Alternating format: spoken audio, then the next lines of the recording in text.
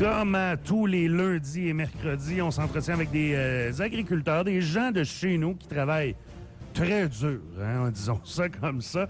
Et aujourd'hui, on s'entretient avec Gervais Larivière qui, lui, il travaille au niveau du bois, fait plein de coupes de bois, tout ça, il travaille. Ça, c'est un travail très, très exigeant. Ouais. D'aller de passer ses journées des fois à chaleur, l'été, tout Pas ça. ça, moi, que ça serait ma tasse de thé. Non, effectivement, Non, hein, moi non plus. Chapeau à ceux qui le font, par contre. Ouais, tout à fait. Ça n'en prend. Ouais. Et justement, Gervais Larivière, lui, il le fait. Bonjour, M. Larivière. Bonjour. Expliquez-nous un peu vraiment c'est quoi votre travail au quotidien vous faites là, parce que vous travaillez dans le bois, mais c'est pas seulement ça. On fait moi je fais une cabane à sucre. OK. On entend le printemps, c'est l'automne. Puis dans l'été, on fait l'aménagement du boisé. OK.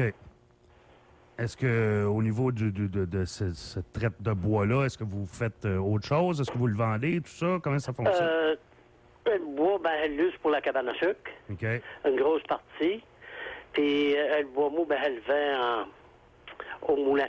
OK. Elle l'envoie, je suis à Daquan Lombard, puis DG, puis en longueur, là. OK. Puis ce qui est pas bon, on fait du bois de poêle, du bois de cabane. OK, d'accord. Et il n'y a pas de perte. OK. Puis lui qui est pourri, on le laisse à terre, c'est moins endommageur, ça endommage moins l'atmosphère quand tu le ramasses que de le laisser pourrir. OK, ah ouais? C'était mieux de le laisser là. Il y en a qui disent que c'est mieux, mais OK.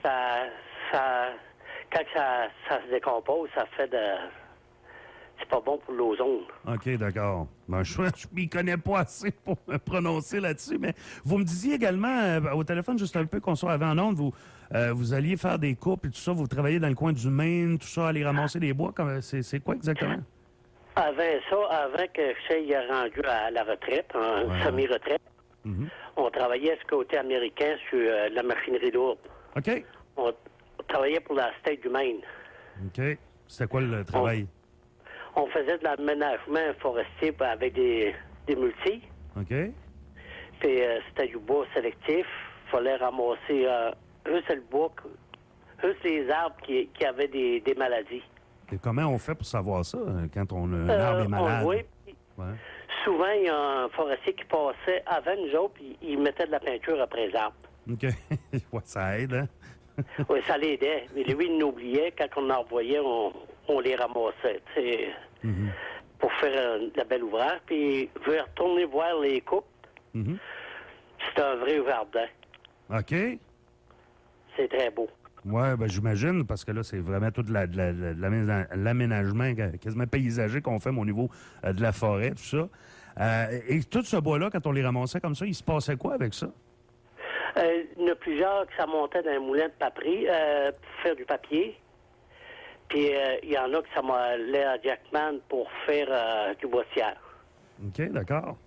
Il n'y avait aucune perte. Aucune perte. C'est au moins, on est capable de tout utiliser le bois, c'est encore mieux. Et vous me disiez, vous avez une érablière, c'est bien ça? Quelle grandeur vous avez? C'est pas gros, c'est juste 4000 entaugles. 4000, quand même. 4000, c'est bon, quand même. C'est plus que moi, j'en ai 0. OK. Mais là, fait la médaille forestier sur le terrain. Puis, OK. Puis, oui? Les arbres qui tombent, les ramasse, c'est pour pas que ça pourrisse là. Pas qu'il y ait de gaspille ni de perte. D'accord. Est-ce que au niveau de votre érablière, excusez-moi, vous en vendez à l'externe ou gardez ça pour vous faites vraiment ça pour vous amuser? Non, j'envoie tout ça à Citadelle, en baril. OK. Ah ouais? Puis eux autres utilisent ça. Oui, hey. Citadelle, ils font en plein des sous-produits, c'est à la grandeur du monde. Oui, tout à fait. C'est une grosse...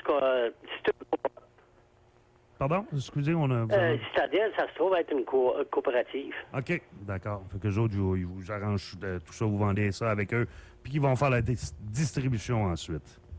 Oui, puis puis on passe tout le temps par la fédération. Oui, c'est sûr. Évidemment, on n'a pas le choix. Oui. Monsieur Larivière, merci beaucoup de nous avoir parlé aujourd'hui. Encore une fois, un travail fascinant au niveau du bois, tout ça. Lâchez pas. Moi, je vous lève mon chapeau quand même de tout faire ça encore. Mais ça nous garde en forme. Ben oui, j'imagine. Merci beaucoup. Vous souhaite une bonne après-midi. Merci, et vous également. Au revoir. Bonjour. C'était Gervais Larivière. Il travaille, semi-retraité. Il a travaillé dans le bois presque toute sa vie. Là, on le voit, il a beaucoup de travail. Là. C'est de l'ouvrage par-dessus la tête, comme on dit. Le chum à ma mère, il a été bûcheron longtemps. Il a fait ça, puis laisse-moi dire que c'est des longues journées. C'est être dans la mouche, puis dans les maringouins, puis t'habiller plus que par-dessus la tête. C'est pour ça que je disais que ça ne serait pas ma tasse de thé. Hein. Non, c'est ça. Je préfère prendre une petite tasse. Tu sais, je vais marcher dans les sentiers des fois d'été, là, puis je me dis, non, moi, je passerais pas mes journées à faire ça. En effet, hein. Moi non plus.